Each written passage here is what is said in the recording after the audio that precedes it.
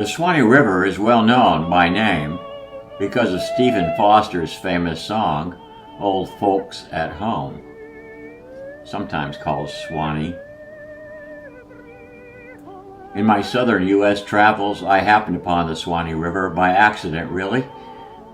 Small communities near the Florida-Georgia border, enveloped in dense semi-tropical floral arrangements, gave way to what appeared to be a fishing basin that looked like canal in places, and winding soft-touch streams and dusky pools further along. The river flows south, oozing out of the Okefenokee swamp and dropping into the Gulf of Mexico. This world is not well known to tourists, or even native Floridians, except as an imaginary place in a song.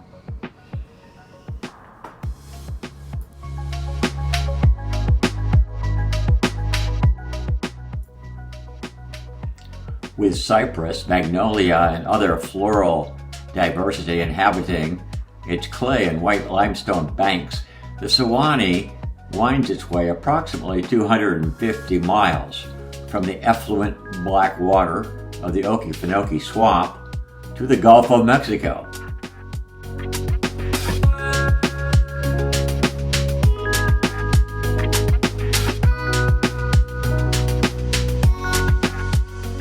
Passing other riverine basins like the Suwannee River that flows north from the Green Swamp.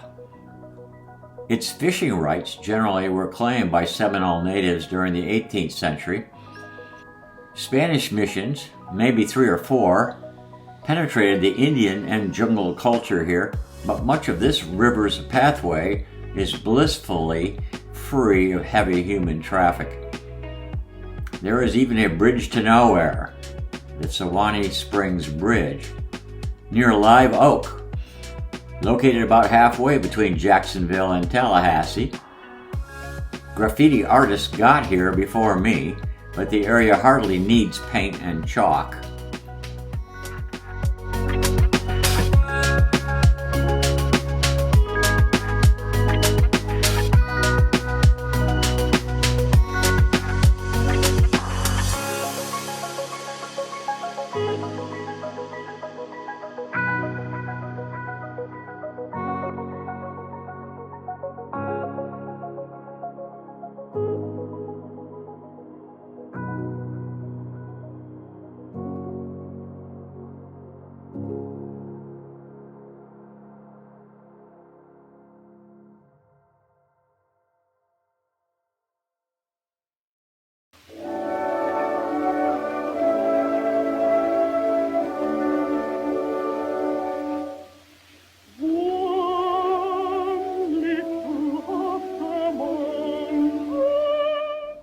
The Suwannee River is said to have served as a boundary between northern Timucuan Indians and western Appalachee Indians.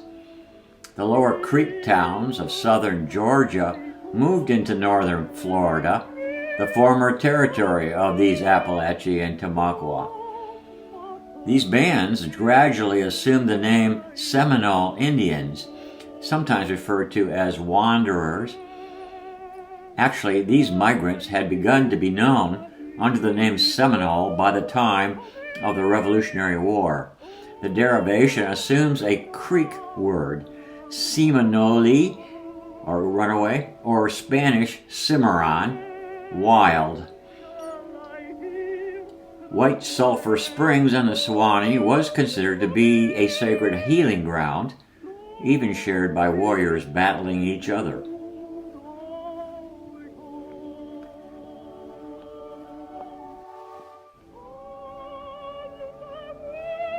Did the moon of the Suwannee put the colors of the rainbow into the earth? The sun drew the colors out in flowers, a native legend says. The wet stream itself is a place of reeds and black water, where, like in the Okefenokee source in Georgia, its shades are caused by tannic acid from decaying palmetto roots and vegetation. Among many freshwater fish species, minnows, suckers, chain pickerel, long-nosed gar, Florida gar, whitefish, as well as catfish and bullheads are common in this river. The manatee will swim up in warm spring waters in the wintertime. Alligators share the territory.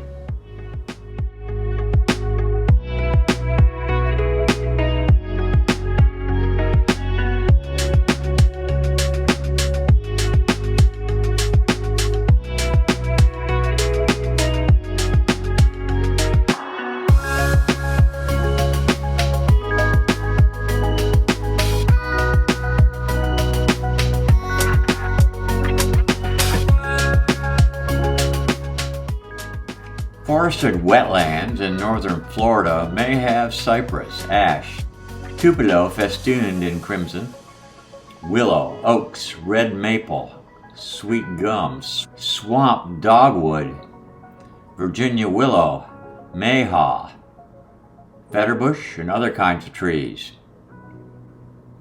And northern Florida forest and marsh flowers are as numerous and various as found in almost any other wetland in the southern U.S. and Central America. With no thorough botanist sensibility in me, I can only look and wonder.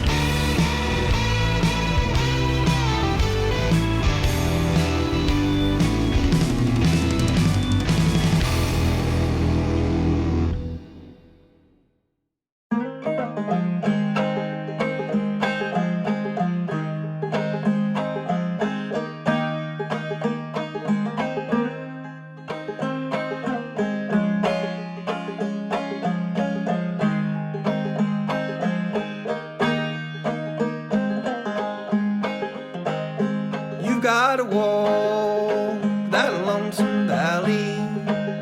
You gotta walk it by yourself.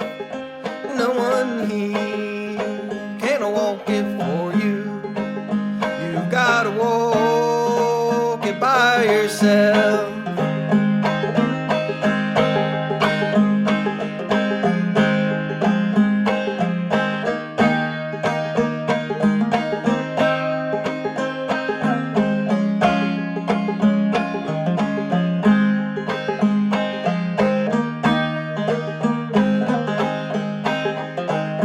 When the Lord says Jesus calling, I'm away for him today.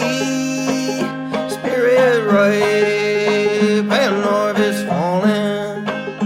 I'm away for him today. And you've got to walk that lonesome valley. You've got to walk it by yourself. No one here can walk it for you. You've got to walk it by yourself.